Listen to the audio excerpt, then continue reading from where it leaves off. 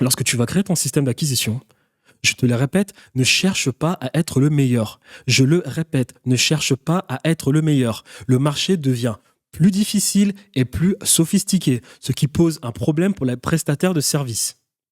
On ne cherche pas à être le meilleur. Et là, j'ai encore répété, la monnaie n'a plus aucune valeur. Donc vendre à des prix peu chers, peu compétitifs, ce n'est pas de cette manière-là que tu feras de l'argent. La monnaie n'a plus aucune valeur. Tout est cher en Europe. Le coût de l'énergie le plus élevé du monde. L'Europe a le coût de l'énergie le plus élevé du monde. L'Europe est le continent le moins compétitif du monde. En termes de loi, du prix de l'essence, de la nourriture, de l'eau, du transport, tout, surtout la France, où on atteint des plafonds qu'aucun autre pays en Europe n'a réussi à atteindre. Depuis la crise du Covid, le seul pays qui dégraisse, c'est la France. Comme tu l'as vu, la France est passée à une note de A à moins. Donc ça veut dire que la France pourra moins lever d'impôts. Et comme je l'ai dit en début de vidéo, si la France lève moins d'impôts, la France ira chercher l'argent quelque part. Donc toi, d'ailleurs, qui veut mettre des prix compétitifs pour vendre des services, ça ne peut pas se faire. Tu dois vendre de l'high ticket. En plus de ça, je le dis, je l'ai encore répété, l'IA est devenue une commodité. C'est-à-dire qu'il y a des personnes qui ont plus d'argent que toi, qui sont dans le business, qui vont utiliser l'IA pour te outperformer. Comment est-ce que tu veux être compétitif vis-à-vis de ces personnes-là, sachant qu'elles utilisent l'IA et que l'IA est une commodité, l'IA ne coûte absolument rien pour ces personnes.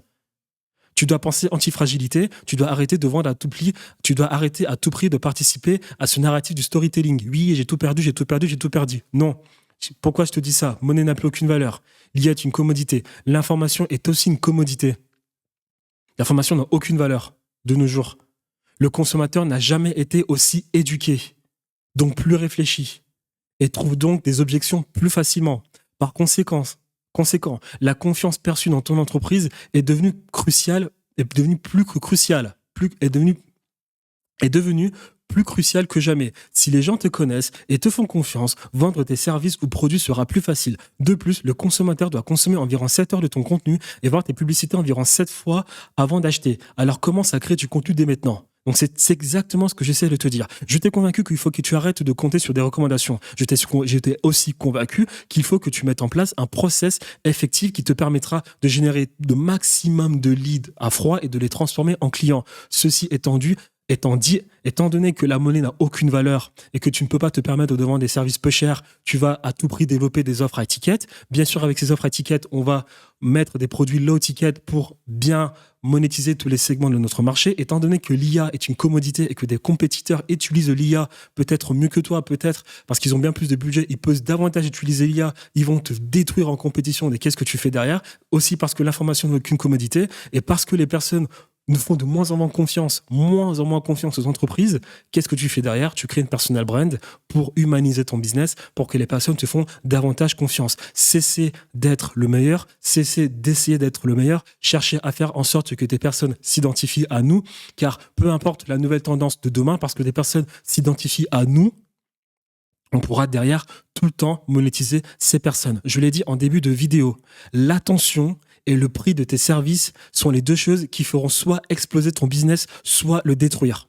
Donc là, j'ai encore écrit quelque chose. Nous sommes dans l'ère du personnel média, où plus personne ne fait confiance aux médias, au gouvernement ou aux médias grand public. BFM TV, CNews et toutes ces conneries. Les gouvernements ont trahi le peuple, les corporations ont trahi les gens. Les corporations, elles virent quand elles le veulent pour maximiser le profit. Plus on ne fait confiance à plus personne depuis ce qui s'est passé avec le C18+1. On a vu la mascarade, on ne fait plus confiance aux personnes. En plus de ça, les temps sont durs, les personnes font de plus en plus attention à comment elles dépensent leur argent. Tu dois travailler la confiance. En tout cas, ça demande plus de travail pour avoir la confiance des personnes. Et le meilleur moyen de le faire, c'est en développant une personal brand et en faisant en sorte que les personnes s'identifient à toi. Cesse d'essayer de montrer des meilleures méthodes, de nouvelles méthodes, de nouveaux systèmes et tout. Car je te l'ai répété, je te l'ai dit en début de vidéo, en jouant sur cette carte-là, demain, il y aura personne, il y aura quelqu'un qui viendra et qui te détruira parce qu'elle sera tout simplement plus compétitive que toi. Imagine demain,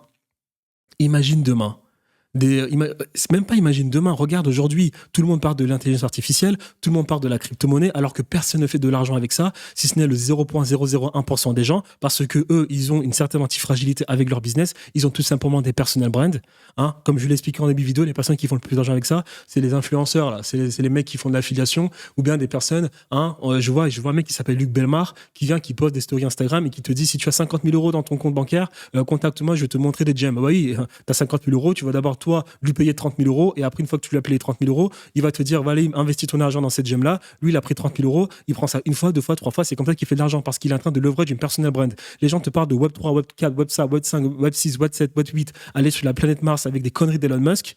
Tout ça, je l'ai dit en début de vidéo, c'est bien d'être le premier sur une tendance, mais c'est à ce moment-là que tu es dans le max de la compétitivité vis-à-vis des gens. San Francisco est le plus grand cimetière de tous les temps. Pour qu'une entreprise telle que Tesla existe, pour qu'une entreprise telle que Apple existe, il a fallu que 1 million d'entreprises meurent. Arrêtez de nourrir le storytelling, cherchez à développer une personal brand pour être le maximum antifragile. On arrête d'essayer d'avoir les meilleures méthodes, on fait en sorte que des personnes s'identifient à moi, on a l'attention de ces personnes-là et on pourra les monétiser quoi qu'il arrive, peu importe la manière. Là, on part du Web 3, on dit que le Web 3, c'est le nouvel truc qu'il faut lancer.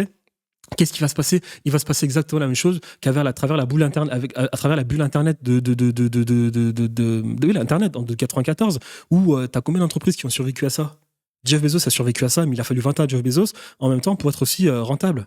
Parce que comme je te l'ai dit, vendre à petit prix, déjà c'est pas rentable en Europe, car on a l'énergie la plus chère du monde. Et en plus de ça, comme je te dis, tout le monde essaye cette nouvelle méthode. Tout le monde. Regarde ce qui se passe aujourd'hui. On a des influenceurs qui te parlent de crypto-monnaies qui n'en connaissent absolument rien. J'ai vu un post de Paris Hilton qui lance des NFT ou de je ne sais quoi, qui lance un nouvel memcoin. Elles vont faire de l'argent parce qu'elles leveragent leur personal brand. Anti-fragilité. Pendant que toi, tu es là, tu essaies de chercher les nouvelles techniques de crypto-monnaie ou de je ne sais quoi. Arrêtez de jouer sur la compétitivité. Arrêtez de suivre les tendances de manière bête. Créez une personal brand. Soyez anti-fragile et à ce moment-là, utilisez le darwinisme. Adaptez-vous. Et parce que vous adaptez avec une personal brand, cela fonctionnera mieux pour vous. Pourquoi? Parce que dans cette ère où nous sommes censés être plus connectés, nous sommes en réalité plus isolés que jamais. L'être humain est un être social, donc son réflexe primaire, sans même s'en rendre compte, est de rechercher l'appartenance, de faire partie d'un groupe. Même dans ce monde où l'individualisme est prôné, si l'on y regarde de plus près, tout le monde se copie sur YouTube, tout le monde porte les mêmes vêtements, tout le monde a un iPhone, tout le monde enrichit les mêmes entreprises. C'est exactement ce que j'essaie de te faire comprendre. Crée une personal brand et fais en sorte que des personnes s'identifient à toi. Et là, j'ai remis encore mon schéma pour te le faire comprendre. Ça fait 2 heures que je le dis et je vais le répéter autant de fois que possible. Tu crées une personal brand et tu leverages tout ce que tu peux. Tu leverages le Web 3, tu leverages l'IA, tu leverages l'e-commerce, tu leverages l'attention, tu leverages absolument tout. Absolument tout. Crée une personal brand et après tu pourras faire du Web 3. Le meilleur moyen de faire de l'argent dans le Web 3, ce n'est pas d'être le premier sur un nouveau truc. Non. Non. C'est de leverage ta personal brand, d'aller dire à d'autres personnes, allez là-bas, donne-moi un billet, j'ai la solution, allez là-bas. C'est le meilleur moyen de le faire. Hop, je continue. Et là, j'ai encore mis un truc qui est important à comprendre. Toute entreprise moyenne sera éliminée à long terme. C'est exactement ce que j'essaie de dire. Si tu joues sur la compétitivité, si tu joues sur je suis le meilleur, et de 1, c'est ultra compétitif.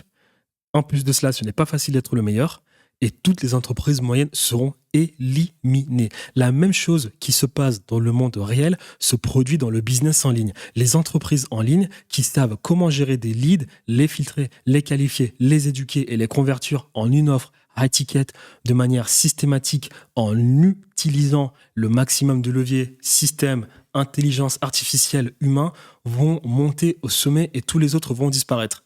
Il faut se professionnaliser un maximum, avoir le meilleur système d'acquisition possible et le leverage grâce à une personal brand et avec de bonnes offres en high ticket. Il finira par arriver que le top 1% des entreprises en ligne capables de le faire généreront 99% des revenus et des bénéfices, tout comme dans le monde réel. Dans le monde réel, moins de 1% des gens font du bénéfice. Tous les restaurants qu'on voit ne font pas de bénéfice. Ils vivent mois sur mois, paycheck sur paycheck. Voilà, ils payent leurs salariés à la fin du mois, dans les poches du patron, il ne reste absolument plus rien. C'est exactement ce qui va se passer en ligne. Ce n'est pas encore le cas, mais cela progresse lentement, jour après jour, semaine après semaine. J'ai fait ce schéma pour que tu comprennes qu'avec toute cette compétition, toi, tu es là. Tu as ton segment de marché, tu as ton pain qui est là. Un nouveau client ici, les gens qui réservent un appel. Mais tu as tout ça qui est en train de voler tes clients. Des dizaines de milliers de personnes qui lancent une offre. L'inflation. L'économie en déclin, la compétition qui augmente tous les jours. Vous êtes en compétition maintenant avec l'intelligence artificielle, les SaaS, les logiciels, les asiatiques qui viennent avec des prix indécents et qui vous dégomment exactement comme l'a fait Temu et qui est devenue la première application téléchargée sur le App Store. Parce que les gens cherchent des solutions. Je te l'ai dit, dès le moment où tu vends un service et qu'une personne te pose la question de savoir c'est combien, c'est à ce moment-là que tu es mort. Tu es considéré comme un freelance, comme un opérateur. Tu n'es plus considéré comme un gourou, comme un influenceur, comme une autorité. Et c'est exactement ce que tu dois chercher à faire. Être perçu comme une autorité pour te permettre d'avoir un joli branding et de vendre des offres high ticket. Car tu es obligé de faire du high ticket en Europe où tout coûte cher. Tout ceci est en train de te prendre ton argent. Tous ces points-là sont en train, de voler ce que tu aurais pu mettre dans ta poche. Et là, j'ai écrit quelque chose de super important. Car c'est la loi du business. En plus de cela, on a les gourous comme Alex Hormozy qui accélèrent les saturations du marché. Yomi Denzel et le dropshipping, c'est ce qui s'est passé en 2020. Je ne sais pas combien il avait fait un concours. Iman Gadi et les agences. Je ne sais pas si tu le sais. Yomi Denzel est le mec qui a détruit le dropshipping. Mais ce n'est pas une critique, c'est la loi du business. Car dans le business, je te l'ai dit, je l'ai bien écrit ici, 1% des mecs font de l'argent. Qu'est-ce qu'il a fait le mec? Ici, Yomi Denzel est le 1% des mecs qui ont pris tout l'argent du dropshipping. Il a commercialisé le dropshipping, il a fait un challenge qui a été vu dans la France entière. Tout le monde a acheté sa formation pour ensuite lancer des boutiques e-commerce. Et toi, tu étais là, en vert, ou bien les personnes qui étaient dans le dropshipping avant que Yomi Denzel lance cette offre étaient là en vert. Dès que Yomi Denzel a fait la promotion de sa formation avec la télévision, son concours, là, les cases bleues, elles ont grossi. Donc, tu as la concurrence qui a augmenté, tu as les CPM, donc le coût de la publicité sur Facebook qui a augmenté, tout a augmenté. Et qui s'en est mis plein les poches à travers toute cette situation? C'est Yomi Denzel, le numéro 1.